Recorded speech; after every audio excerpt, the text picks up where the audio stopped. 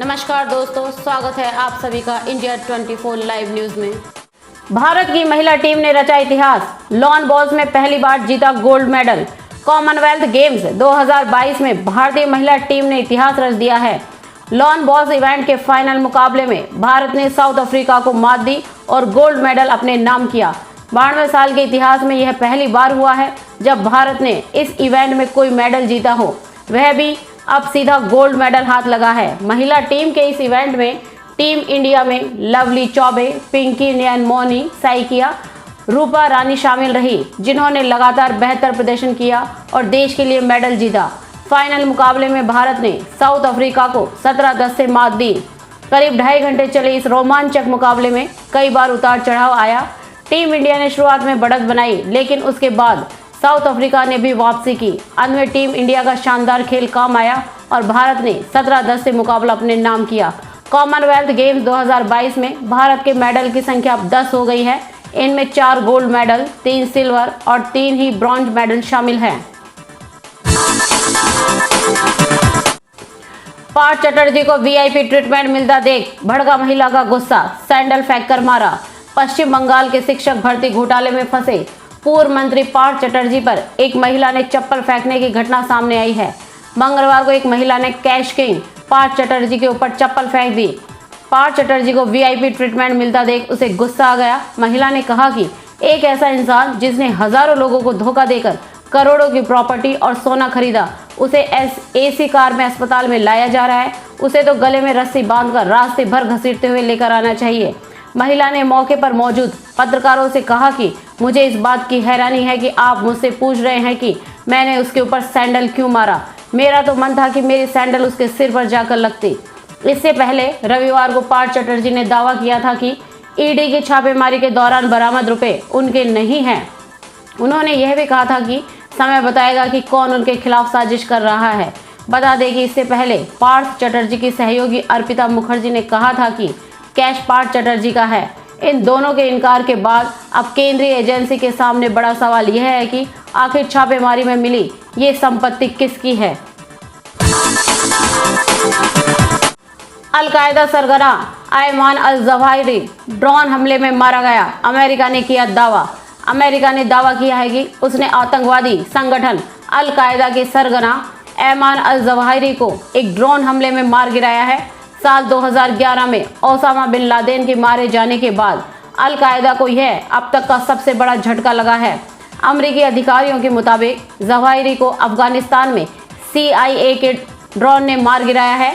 कई मीडिया रिपोर्टों में भी यह बात सामने आई है कि अफगानिस्तान में सप्ताहांत अमेरिकी स्ट्राइक में अल-कायदा के प्रमुख नेता अल-जवाहिरी की मौत हो गई है। बहरहाल अब इस खबर की पुष्टि स्वयं राष्ट्रपति जो बाइडेन ने अपने संबोधन में कर दी है। सोमवार शाम को अपने संबोधन में राष्ट्रपति बाइडेन ने कहा कि न्याय की जीत हुई है। अल-कायदा सरगना अल-जवाहिरी काबुल में एक हवाई हमले में मारा गया है। साफ है, अगर आप हमारे लोगों के लिए खतरा हैं तो अमेरिका आपको ढूंढेगा और बाहर निकालेगा। आप चाहे कहीं भी छिप जाएं, चाहे कितना भी समय लगे।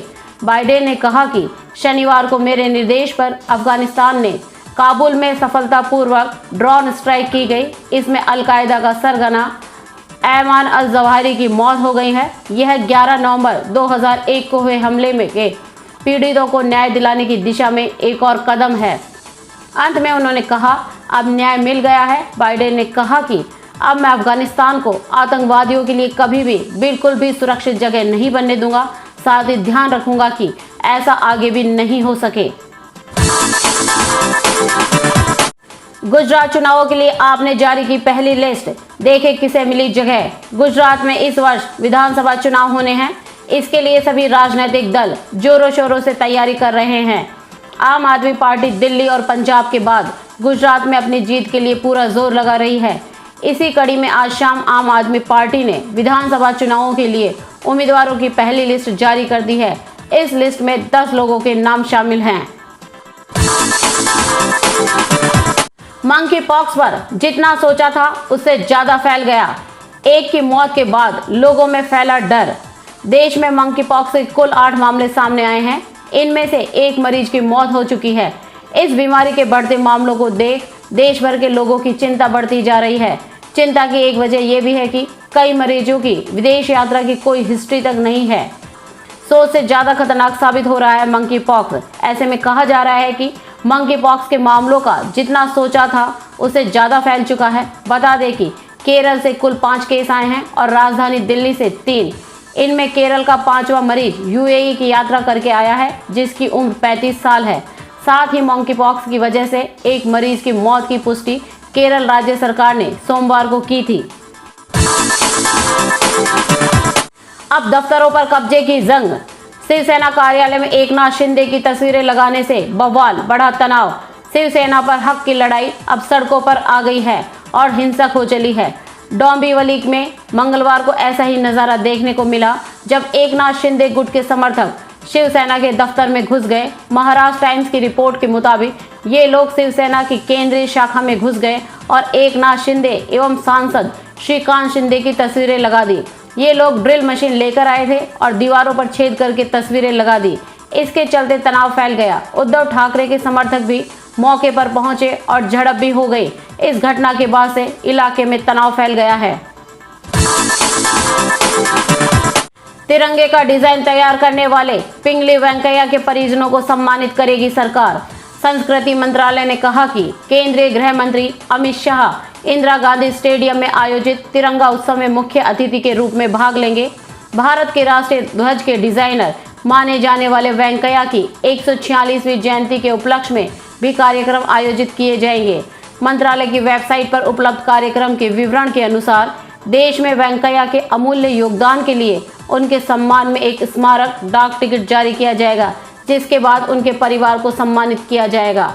मंत्रालय ने एक बयान में कहा, स्वतंत्रता सेनानी और भारत के राष्ट्रीय ध्वज के डिजाइनर पिंगली वेंकैया गांधीवादी सिद्धांतों के अनुयायी थे और महात्मा गांधी के अनुरोध पर उन्होंने भारतीय राष्ट्रीय ध्वज का डिजाइन तैयार किया था। तिरंगा उत्सव में हर घर तिरंगा गीत और वीडियो भी जारी किया जाएगा। मंत्रालय ने कहा कि शाम के समय कैलाश खेर और अन्य लोकप्रिय गायक प्रस्तुति देंगे। चाइना की चेतावनी, अगर ताइवान पहुंची अमेरिकी संसद स्पीकर नैन्सी पेलोसी तो यूएस चुकाएगा कीमत। चीन ने अमेरिका को चेतावनी दी है कि अगर अमेरिका की संसद अध्यक्ष नैन्सी पेलोसी ताइवान गई तो अमेरिका कीमत चुकाएगा। चीन के विदेश मंत्रालय की प्रवक्ता हुआ चुनयिंग ने एक प्रेस ब्रीफिंग में कहा, इसकी जिम्मेदारी अमेरिकी पक्ष की होगी और अमेरिका चीन की संप्रभुता और सुरक्षा हितों को कम आंकने की कीमत चुकाएगा। शेयर बाजार में 10 लाख से ज्यादा निवेश पर रिटर्न फाइल करना जरूरी। एक्सपर्ट से समझिए क्या है नियम। वित्तीय वर्ष 2022 के लिए रिटर्न फाइल करने से क्या आप चूक गए हैं? घबराएं नहीं, आपके पास पेनल्टी के साथ 31 दिसंबर 2022 तक आईटीआर भरने का मौका है। अगर आप एक इन्वेस्टर हैं और शेयर बाजार में स्टॉक्स पर सिक्योरिटीज का सौदा करते हैं तो आपके लिए रिटर्न भरना जरूरी है। इनकम टैक्स के नियमों के मुताबिक म्यूचुअल फंड, स्टॉक, बॉन्ड या डिबेंचर में आपका निवेश एक वित्तीय वर्ष में 10 लाख रुपए से ज्यादा है तो आपको अपने इनकम टैक्स रिटर्न में इसकी जानकारी टैक्स डिपार्टमेंट को देनी होगी। एक्सपर्ट का कहना है कि इनकम टैक्स डिपार्टमेंट आपकी ओर से दर्ज किए गए इन हाई वैल्यू ट्रांजैक्शन के बारे में सब कुछ जानता है, भले ही आप इसे खुद डिपार्टमेंट को इसकी जानकारी दें या ना दें। एक साल के दौरान किसी व्यक्ति की ओर से किए गए स्पेसिफिक फाइनेंशियल ट्रांजैक्शन का ट्रैक रखने के लिए इनकम टैक्स डिपार्टमेंट अलग अलग डेटा एनालिसिस तकनीकों का इस्तेमाल करता है। ईडी की छापेमारी के बाद कांग्रेस ने नेशनल हेराल्ड ऑफिस के बाहर किया प्रदर्शन। कांग्रेस ने इस मामले में पलटवार करते हुए कहा है कि महंगाई और बेरोजगारी जैसी आम जनता से जुड़े मुद्दों पर विपक्ष के सवालों ने सरकार को बैकफुट पर ला दिया है। वे देश के लोगों को जवाब देने में असमर्थ है। ऐसे में असहज सवाल पूछने वालों को अपमानित और ब्लैकमेल करने का प्रयास कर रहे हैं। कांग्रेस प्रवक्ता सैयद नासिर हुसैन ने कहा, केवल कांग्रेस ही नहीं, विपक्षी पार्टियों के कई नेताओं को परेशान किया जा रहा है। उन्होंने कहा कि ऐसी कोशिशों के आगे कांग्रेस झुकने वाली नहीं है। वरिष्ठ कांग्रेस नेता और पूर्व केंद्रीय मंत्री जयराम रमेश ने ट्वीट किया, बहादुर शाह जफर मार्ग स्थित हेराल्ड हाउस पर छापेमारी देश की प्रमुख विपक्षी पार्टी भारतीय राष्ट्रीय कांग्रेस पर लगातार हमले का हिस्सा है। मोदी सरकार के खिलाफ आवाज उठाने वालों के खिलाफ इस प्रतिशोध की राजनीति की हम कड़ी निंदा करते हैं। अगस्त का शानदार आगाज, मोदी सरकार के लिए एक के बाद एक 5 गुड न्यूज। अगस्त की शुरुआत हो चुकी है और यह महीना केंद्र की नरेंद्र मोदी सरकार के लिए 5 गुड न्यूज लेकर आया है, जो दुनिया में मंदी के बढ़ते खतरे के बीच भारतीय इकोनॉमी के दमदार होने की गवाही दे रहे हैं। इनमें 5G स्पेक्ट्रम नीलामी से लेकर GST कलेक्शन तक शामिल है। जानते हैं इन 5 गुड न्यूज के बारे में। देश में 5G स्पेक्ट्रम की नीलामी सोमवार को समाप्त हो गई है। इसके जरिए सरकार ने 1.5 लाख करोड़ रुपए की रिकॉर्ड रकम जुटाई है। 26 जुलाई से यह नीलामी शुरू हुई थी। 5G की इस रेस में सबसे आगे 88,078 करोड़ रुपए खर्च करके मुकेश अंबानी की कंपनी रिलायंस जियो रही। दूसरे नंबर पर भारतीय एयरटेल ने 43,084 करोड़ रुपए, जबकि तीसरे पायदान पे 18,799 करोड़ रुपए खर्च करके वोडाफोन आइडिया रही।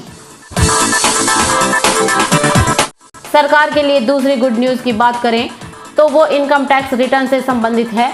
बीते साल ITR भरने की तारीख को कई बार बढ़ाया गया था और 31 दिसंबर तक का मौका करदाताओं को दिया गया था।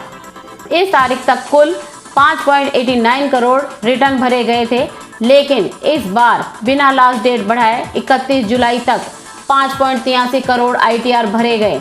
खास बात यह रही कि रिटर्न भरने की अंतिम तिथि पर एक ही दिन में 72.4 लाख आयकर रिटर्न दाखिल हुए। वस्तु एवं सेवा कर कलेक्शन के जुलाई महीने के आंकड़े सोमवार को जारी किए गए। जुलाई में GST कलेक्शन पिछले साल की समान अवधि के मुकाबले 28% बढ़ा है। बीते माह GST कलेक्शन से सरकार खजाने में 1,48,995 करोड़ रुपए आए हैं। जुलाई 2021 में GST कलेक्शन 1,16,393 करोड़ रुपए रहा था। वहीं जून 2022 में GST का कलेक्शन 1,44,616 करोड़ रुपए रहा था। अब बात करते हैं चौथी गुड न्यूज के बारे में। भारत में मैन्युफैक्चरिंग क्षेत्र की गतिविधियां जुलाई में 8 महीने के उच्च स्तर पर पहुंच गई। अगस्त के पहले दिन जारी एक सर्वेक्षण के अनुसार कारोबारी ऑर्डर में आई तेजी का असर PMI पर पड़ा है। विनिर्माण खरीद प्रबंधक सूचकांक जून में 53.9 से बढ़कर जुलाई में 56.4 हो गया। इस सूचकांक का 50 से ऊपर रहना संबंधित क्षेत्र में विस्तार को दर्शाता है, जबकि 50 से नीचे सुस्ती का संकेत देता है। पांचवी गुड न्यूज सरकार को बेहद राहत देने वाली है। दरअसल बीते कुछ समय से अमेरिकी डॉलर के मुकाबले लगातार टूटने वाली इंडियन करेंसी रुपए की गिरावट पर ब्रेक लग गया है। बीते कारोबारी दिन सोमवार को रुपया जोरदार 23 पैसे की तेजी के साथ 79.03 पर बंद हुआ था। इसके साथ ही बीते 3 हफ्तों में भारतीय शेयर बाजारों में तेजी भी देश की इकोनॉमी के लिए अच्छी खबर है।